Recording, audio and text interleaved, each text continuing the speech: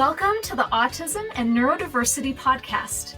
We're here to bring you helpful information from leading experts and give you effective tools and support. I'm Jason Grigla, a licensed counselor and founder of Techie for Life, a specialized mentoring program for neurodiverse young adults. And I'm Debbie Grigla, a certified life coach. And maybe most importantly, we're also parents to our own atypical young adults. Hello and welcome to the Autism and Neurodiversity Podcast. I'm Jason. Today I want to talk to you about mentoring and an aspect of mentoring that we probably haven't explained in this specific way, and I liked it. It comes from an article and a research topic that was actually done more for teachers in schools and the roles they take on as mentors. And I wanted you to maybe look inside yourself and say, okay, in which of these areas am I good at being a mentor? Which areas can I focus on more? And once we shine light on the different roles that a mentor can take, I think we can do a better assessment about, am I a whole mentor or am I missing parts of my responsibility and my job? So this publication was done by some researchers in 2022, and it took a lot of teachers and asked them a lot of questions about the type of role they take on as a mentor. And it broke down mentoring into different factors. And they came up with 4 of them. And I think they're pretty valid and valuable to use. And obviously the coaching mentoring relationship was the goal, and how much the student benefited from it was the second part. So the 4 roles, jump into it, are 1, teachers, where they just give information; 2, friends, where they have fun and just goof around and be comfortable in each other's presence. That could lead into emotional regulation, acceptance, and a lot of opportunities for building a relationship so that when we talk about harder things, they're willing to listen. The third area is supporting, nurturing role. When someone's in pain, how do we nurture and support? How do we give them feedback if they're hurting, advice, that sort of thing? And the 4th role is an interesting one that I don't think we've ever talked about. And it's, we are role models as mentors. And I don't think we've ever been proactive in discussing being a role model as a very powerful leg of the table of mentoring.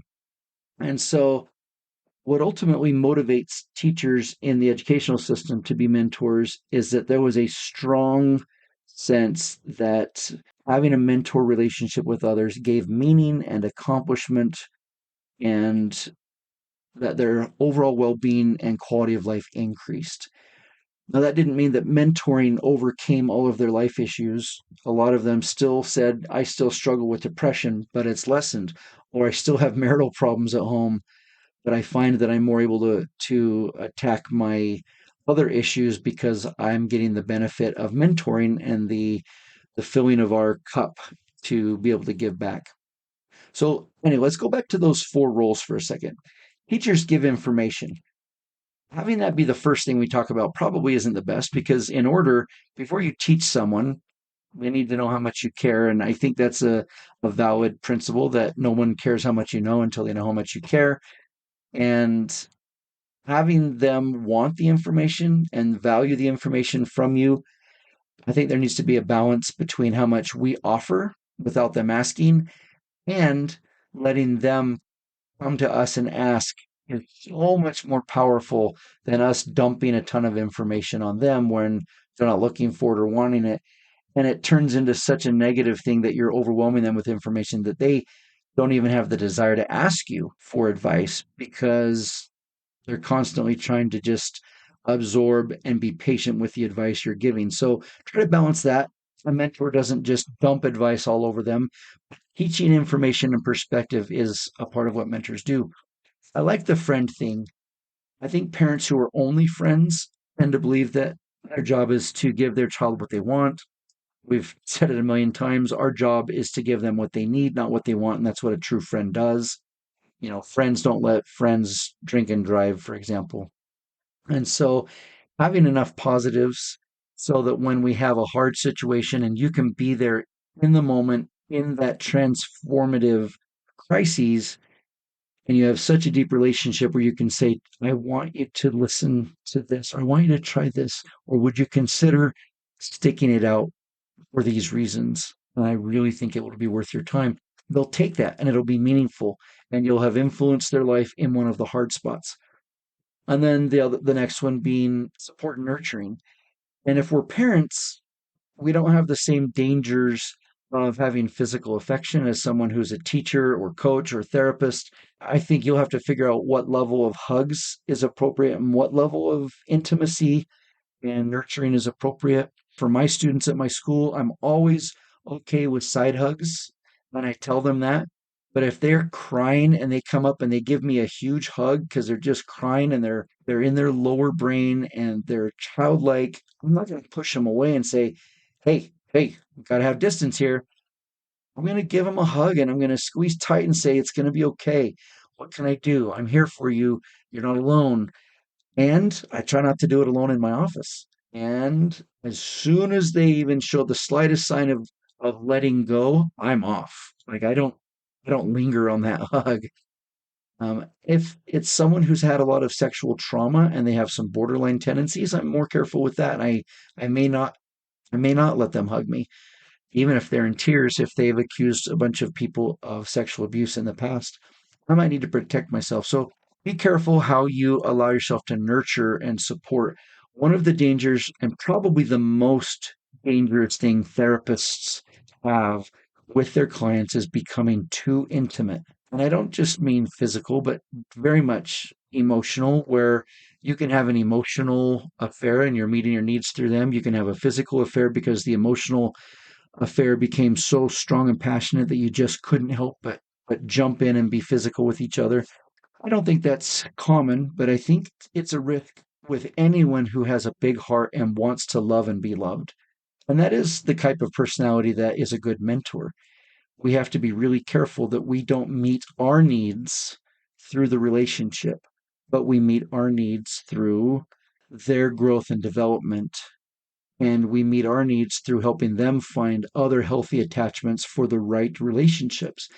For example, I never undermine parents, even though sometimes I don't agree with what the parents are doing or I think there's a better way.